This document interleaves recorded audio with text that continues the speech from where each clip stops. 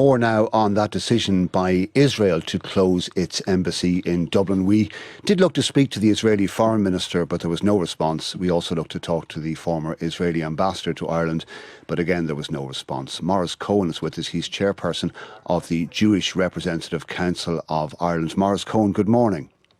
Good morning. Tell us about the reaction from the Jewish community here to the closing of the embassy.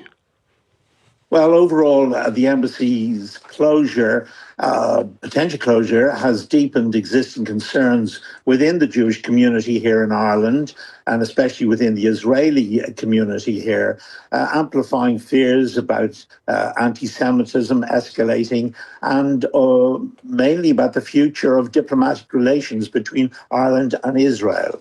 Will Jewish people here support Israel's decision to close the embassy, or feel they should work towards a diplomatic solution?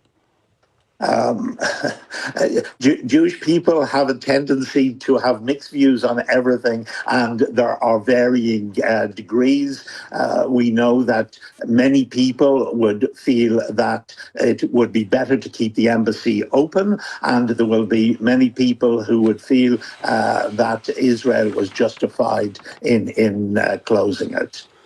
The Israeli Foreign Minister, in his statement announcing the decision, said that, quote, "The actions and anti-Semitic rhetoric used by Ireland against Israel are rooted in the delegitimisation and demonisation of the Jewish state, along with double standards." In your view, when does criticism of Israel's war, its scale and its methods become anti-Semitic? The criticism of the Israeli government it can be justified as criticism of any government. However, when it becomes a case where it is singled out, when one wouldn't single out any other country for doing and taking similar actions... Maurice Cohen, it wasn't a criticism of government, it was criticism of its war, its scale and its methods that I was asking about. Well, every war can be criticised. Nobody likes war, and it needs time to explain what it's doing. I always ask this simple question: what would you do if you were to respond to the actions of October the 7th? I haven't got an answer from any politician in Ireland about that. It is horrific, and the Jewish community stands by peace, a two-state solution, and that's what we hope and pray for. But when does criticism of war become anti-Semitic?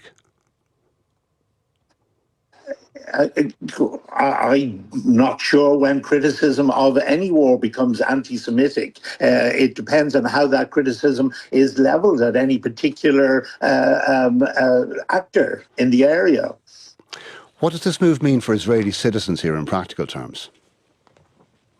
In practical terms, it will mean that consular services will be much more difficult to come by. The consular services may be moved to another country, or the embassy may downgrade to a consulate. That is something that we haven't heard, and it's much too early to determine. And I'm sure that the Israeli Foreign Office, to which I'm not privy, will make that determination. Maurice Cohen, chairperson of the Jewish Representative Council of Ireland, thank you for speaking with us.